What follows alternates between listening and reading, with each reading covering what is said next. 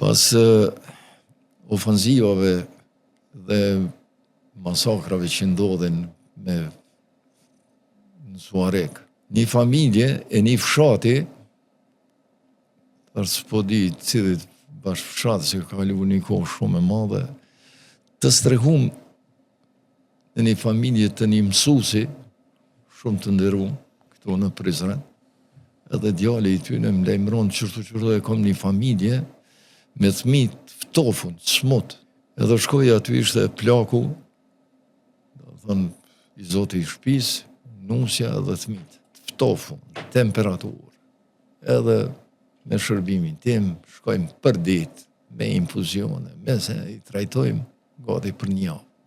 Edhe në gjendje që munden mu shpërngull, se synimi ishte me shku për Shqipni. Se këtu s'kish siguri. Edhe kur se harroj momentin, kur plaku e hap kuletën, e nxjerr prej xhepit. Edhe më drejtohet. Merë doktor, sa t'ki nevojë? Më kështu një pat edhe mesa, merë sa dush. Thash, shiqo, këto rruj, e inshallah, në shtojmë prej kësaj lufte, edhe na jep Zoti mundësi mu taku, edhe me ardhun me ta pi një kafe notën tonë.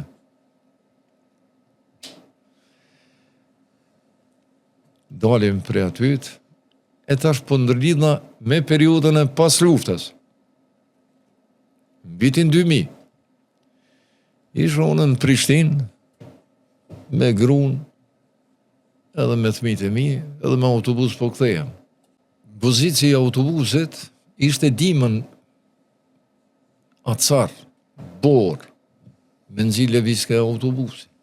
Edhe në një moment pozici thot, ka qenë këta të zhurturësit, që me do mos duhet mi u falenderu për gjithë kontributin në raport me mu që e kanë dhënë gjatë specializimit, po edhe për popullatën, se kanë qenë transportuesi më i rreziku.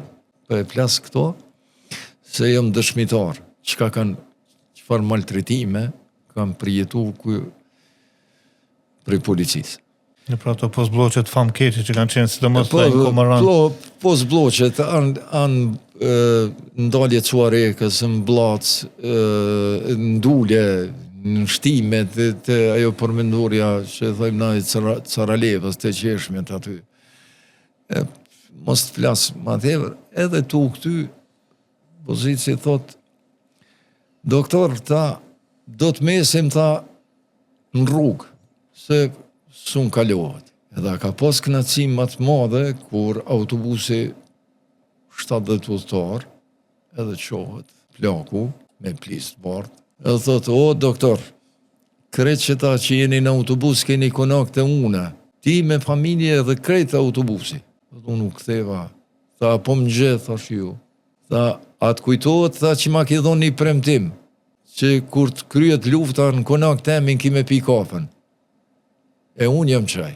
Thash, sa ishte krenari, sa ishte knatësi dhe gëzim, që po e takoj edhe më informon për familjen e ti.